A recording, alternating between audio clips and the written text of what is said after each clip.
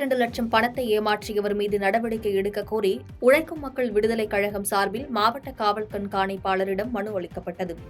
கரூர் மாவட்டம் தாந்தோணிமலையை சார்ந்தவர் தர்மலிங்கம் என்பவர். இவர் கட்டிட மேஸ்திரியாக பணியாற்றி வருகிறார். இந்நிலையில் தர்மலிங்கத்திடம் ராயனூர் பகுதியைச் சேர்ந்த சந்திரசேகர் என்பவர் அவருக்கு சொந்தமான மனைகளில் ஒரு மனையில் வீடு கட்டிக் கொள்ளுமாறு, வீட்டை விற்று மனைக்கு உண்டான பணத்தை திருப்பித் தந்தால் போதும் என ரூபாய் 6 லட்சத்தை முன்பணமாக தர்மலிங்கத்திடம் பெற்றுள்ளார். ஆனால் தற்போது தர்மலிங்கம் செலவு செய்து கட்டிய வீட்டை ஏமாற்றும் நோக்கத்தில் சந்திரசேகர் செயல்பட்டு வருவதாகவும், வீடு கட்ட செலவு செய்த ரூபாய் 32 லட்சம் மற்றும் அட்வான்ஸ் 6 லட்சத்தை சேர்த்து ரூபாய் 38 லட்சத்தையும் ஏமாற்றும் நோக்கத்துடன் சந்திரசேகரன் செயல்பட்டு வருவதாக தர்மலிங்கம் மாவட்ட காவல் கண்காணிப்பாளரிடம் உழைக்கும் மக்கள் விடுதலைக் கழகம் சார்பில் மனு அளித்துள்ளார்.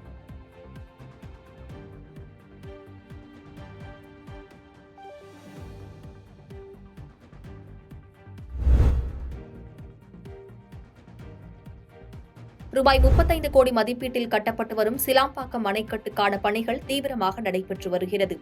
காஞ்சிபுரம் மாவட்டம் செய்யாற்றில் உத்திரமேரூர் வட்டத்திற்குட்பட்ட சிலாம்பாக்கம் புதுப்பாளையம் கிராமத்தின் இடையே புதிய அணைக்கட்டானது அமைக்க ரூபாய் 35 கோடியே 21 லட்சம் மதிப்பீட்டில் திட்ட அறிக்கை தயாரிக்கப்பட்டு ஒப்புதல் பெறப்பட்டது.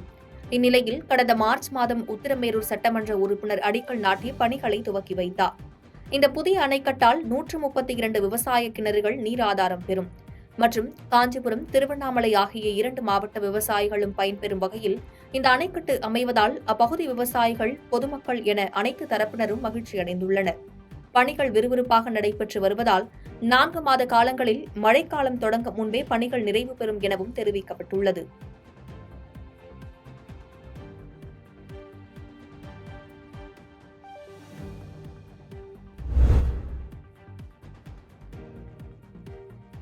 கன்னியாகுமரியில் இருந்து ஸ்ரீபெரும்புதூருக்கு புறப்பட்ட ராஜீவ்காந்தி நினைவு ஜோதிக்கு நாகர்கோவில் மாநகர காங்கிரஸ் கட்சி சார்பில் வரவேற்பு அளிக்கப்பட்டது.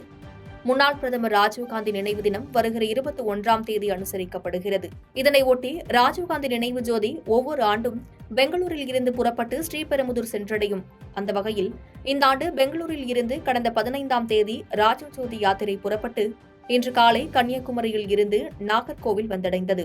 இந்த நிலையில் ஜோதிக்கு ராஜீவ்காந்தி சிலை முன்பு நாகர்கோவில் மாநகர மாவட்ட காங்கிரஸ் கட்சி சார்பில் சிறப்பான வரவேற்பு அளிக்கப்பட்டது. பின்னர் இந்த ஜோதியானது ஸ்ரீபெரும்புதூரில் அவரது நினைவிடத்திற்கு சென்றடைய உள்ளது.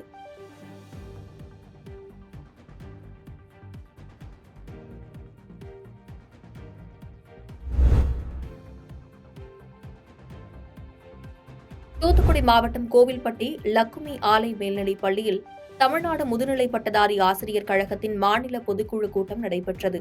இந்த கூட்டத்திற்கு மாநில தலைவர் பிரபாகரன் தலைமை வகித்தார். இந்த கூட்டத்தில் பதவி உயர்வு பெற்ற தலைமை ஆசிரியர்களுக்கு நினைவு பரிசு வழங்கி பாராட்டப்பட்டது. மேலும் ஊதிய முரண்பாடு, பதவி உயர்வு உள்ளிட்ட கோரிக்கைகளை வலியுறுத்தி ஜூன் 14இல் மாவட்ட தலைநகரங்களில் போராட்டம் நடத்துதல் உள்ளிட்ட 15 தீர்மானங்கள் நிறைவேற்றப்பட்டது. கூட்டத்தில் தமிழகத்தின் பல்வேறு மாவட்டங்களில் இருந்து 300க்கும் மேற்பட்ட முதுநிலை பட்டதாரி ஆசிரியர்கள் கலந்து கொண்டனர்.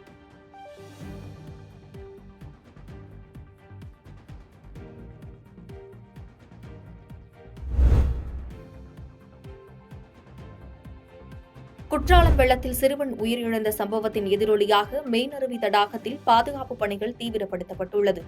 தென்காசி மாவட்டத்திற்கு வருகின்ற 21ஆம் தேதி வரை கனமழை பெய்வதற்கான வாய்ப்பு உள்ள நிலையில் வானிலை மையம் ஆரஞ்ச் அலர்ட் விடுத்துள்ளது. இதன் காரணமாக பழைய குற்றால வெள்ளத்தில் சிறுவன் அடித்து செல்லப்பட்ட சம்பவத்தின் எதிரொலியாக மெயின் அருவியில் உள்ள தடாகத்தில் பாதுகாப்பு உபகரணங்களை கொண்டு சங்கிலி தொடர் வளைவுகள் அமைக்கப்பட்டு வருகிறது.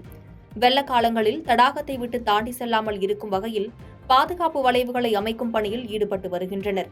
சீசன் காலகட்டங்களில் இந்த பணிகள் மேற்கொள்ளப்படும் நிலையில் தற்போது கனமழை எச்சரிக்கை காரணமாக இப்பணிகள் துரிதமாக மேற்கொள்ளப்பட்டு வருவது குறிப்பிடத்தக்கது.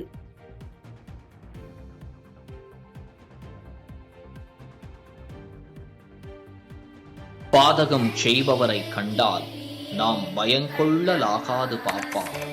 மோதி மிதித்து விடு பாப்பா, அவர் முகத்தில் உமிழ்ந்து விடு பாப்பா.